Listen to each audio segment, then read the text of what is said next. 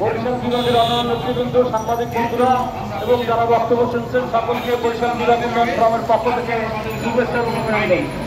সংগ্রামী বন্ধুরা, আপনারা নিশ্চয়ই অবগত আছেন, কিছুদিন হলো বিকেলে আমাদের দক্ষিণাঞ্চল বন্ধ করে দিয়েছে।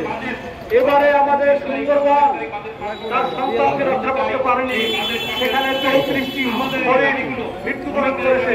সুতরাং আমরা আগেই বলছি, পরিবেশের বিপর্যয়ের কারণে এবং আমাদের দক্ষিণ উপকূলীয় অঞ্চলকে সঠিকভাবে তত্ত্বাবধান না করার কারণে আজকে বন্যপ্রাণীও বিশ্বের খাওয়ার পথে।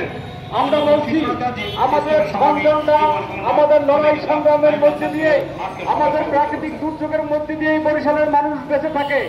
আজকে ভোলা, পটুয়াখালী, বরগুনা, বরিশাল, পিরিজপুর, ঝালকাঠি সহ এই কুষ্টিয়াঞ্চলের লোকদেরকে রক্ষা করতে হলে আমাদের পূর্ণ সরকারের স্থায়ী একটি পরিকল্পনা এবং সেই মেগা পরিকল্পনার মধ্যে সর্বপ্রথমে যেটি প্রয়োজন সেটি হল স্থায়ী ভেরিবাদ করা।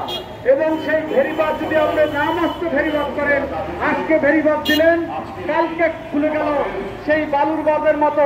আজকে বেড়িবাঁধ দেওয়ার পরে জোয়ারের পানিতে ভেসে যায়। এই বেড়িবাঁধ অর্থনৈতিকভাবে যেভাবে রাষ্ট্রের ক্ষতি করে, আমার এলাকার কৃষক শ্রমিক মানুষকে ক্ষতি করে। ওই সমুদ্রের লবণাক্ত পানি যখন উপকূলীয় অঞ্চলে ঢুকে পড়ে, তখন কৃষক তার সর্বোচ্চ হারিয়ে ফেলে। আমাদের সুন্দরবনকে আরো সুরক্ষা করা দরকার।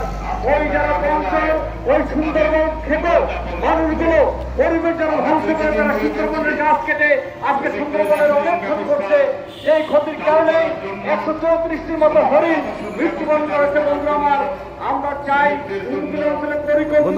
বরিশাল বিভাগ উন্নয়ন কর্তৃক আয়োজিত উপকূলীয় অঞ্চলের টেকসই বাঁধ এবং সবুজ বেষ্টনী দাবিতে মানববন্ধনে বক্তব্য রাখছেন সাবেক সংসদ সদস্য, বাংলাদেশের ওয়ার্কার্স পার্টির কেন্দ্রীয় কমিটির নেতা এবং সাবেক সংসদ সদস্য অ্যাডভোকেট টিপু সুলতান। আমরা দেখছি অ্যাডভোকেট টিপু সুলতান বক্তব্য রাখছেন। আমাদের অর্থমন্ত্রী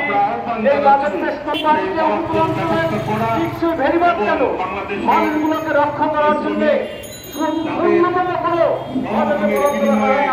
আমাদের আজকে মানববন্ধন থেকে স্পষ্ট দাবি, সুস্পষ্ট দাবি।